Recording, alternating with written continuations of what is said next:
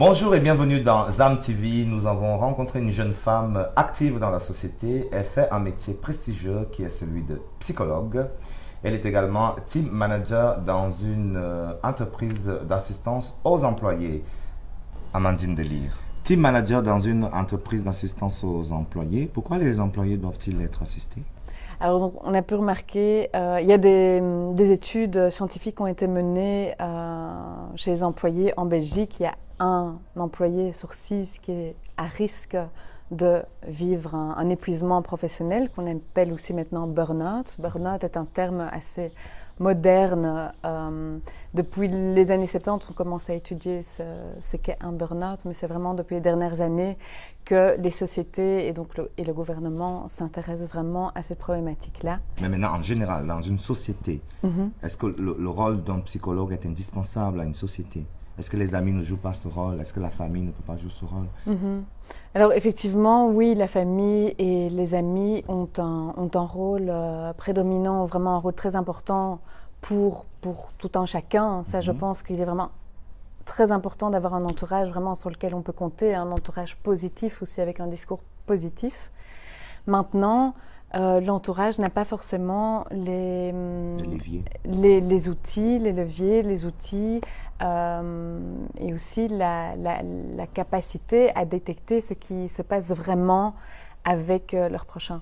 Parce que voilà, peut-être que la personne, le fils ou la fille est peut-être en pleine dépression, mais le père ou la mère ne sauront pas quoi faire avec leur enfant parce qu'ils n'ont pas ces outils-là, ils n'ont pas cette formation-là. Donc oui, je pense qu'il est très important d'aller voir un professionnel de la santé à ce niveau-là.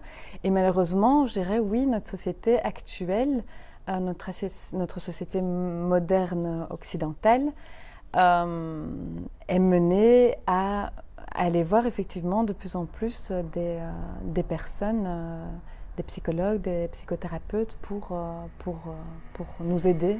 Alors, c'est très large la palette parce que on se dit à quel moment on pense que la personne doit aller voir un psychologue, à quel moment la personne doit passer au niveau des médicaments, à quel niveau ce n'est pas de la dépression, à quel niveau c'est la bipolarité. Tu vois, il y a comment toi tu arrives à diagnostiquer ça et comment tu arrives à dispatcher les gens en disant oui voilà toi c'est...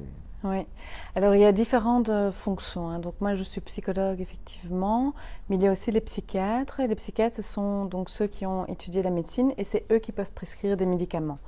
Donc par exemple pour une personne qui a une dépression et qui a vraiment besoin de médicaments, alors il doit aller chez un psychiatre. C'est toujours bien pour ces personnes-là ou pour n'importe quelle personne d'aller voir également un psychologue parce qu'un psychologue ça va vraiment faire un travail plus psychothérapeutique, va voir plus en profondeur ce qui se passe, pourquoi il est amené à vivre des symptômes dépressifs. Je prends juste le cas concret de la dépression et donc peut aller voir dans le passé de la personne aussi, si évidemment toujours la personne a envie ou se sent apte à parler de son passé. On ne force jamais quelqu'un à parler de ce qu'il n'a pas envie de parler. Et donc, la personne en elle-même, quand elle commence à se dire « Ouh là là, il faudrait que j'aille voir un psychologue », mais c'est quand, tout simplement, elle n'y arrive plus. Elle a tout essayé pour elle-même, mais elle sent qu'elle n'y arrive plus, qu'elle est au bord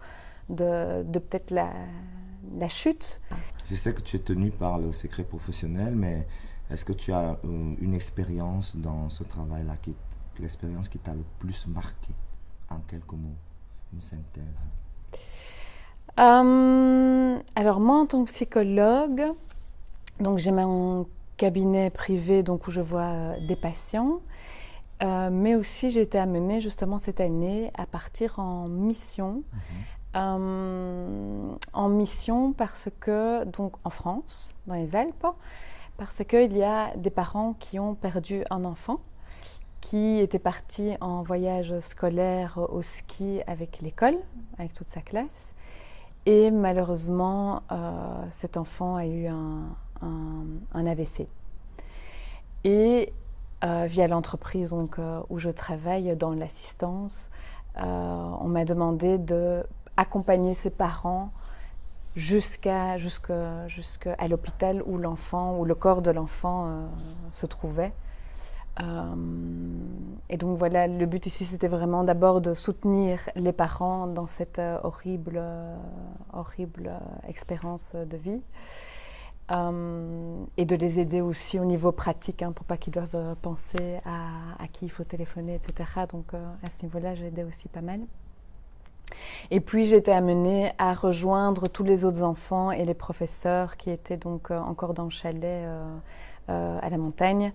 Et là, j'ai fait des sessions individuelles avec les professeurs qui étaient les plus touchés, qui ont vraiment vu l'enfant mourir devant leurs yeux.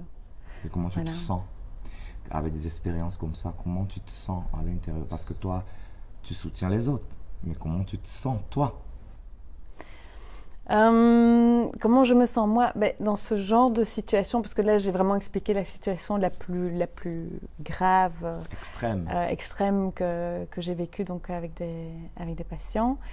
Et là, à ce moment-là, évidemment, on doit couper nos émotions. Il faut arriver à quand même mettre ses émotions de côté, parce que sinon on pleure avec les gens et avec ces personnes-là, et ce n'est pas le but. Et tu sens que tu es en accord avec cette mission?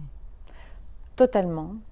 Totalement. On va dire que mes patients me passionnent dans un certain sens. J'essaye vraiment de me dire que moi, je suis l'élément qui va essayer de les aider le mieux possible à sortir de leur situation problématique. Et de faire sortir surtout toute leur force qu'ils ont en eux, mais qu'ils ne voient pas forcément. Et je me donne en fait cette mission-là. C'est d'essayer vraiment de faire sortir leur potentiel. Leur potentiel. J'ai presque envie de venir me coucher sur ton canapé rouge. Il est noir. Il est noir. C'est l'image, on a une image de canapé rouge. Oui. Alors je me dis, non, mais je suis sincère par contre quand je dis, tu devrais peut-être plus vulgariser ça d'une manière ou d'une autre. On vit à une époque de révolution numérique et je pense que tu as peut-être une petite idée, un petit projet. Tu peux nous en parler? Oui, j'ai effectivement un petit projet. J'ai créé un site web qui s'appelle jecroisenmoi.net et le but est que sur ce site, je vais mettre en place des programmes d'accompagnement en ligne et le premier programme concernera donc le stress et burn-out et donc sera focalisé sur les travailleurs qui vivent beaucoup de stress au travail et qui ne savent pas si ils sont déjà en burn-out ou s'ils sont dans le stade juste avant, s'ils sont à risque, s'ils doivent être encore vraiment dans la prévention pour ne pas chuter. Voilà. Et donc, pourquoi j'ai voulu créer des programmes d'accompagnement en ligne comme ça, c'est parce que je me suis posé la question de comment aider le plus possible de personnes. Rejoignez donc Amandine Delire avec son site internet www.jecroisenmoi.net. Nous vous disons à très bientôt sur ZAM TV.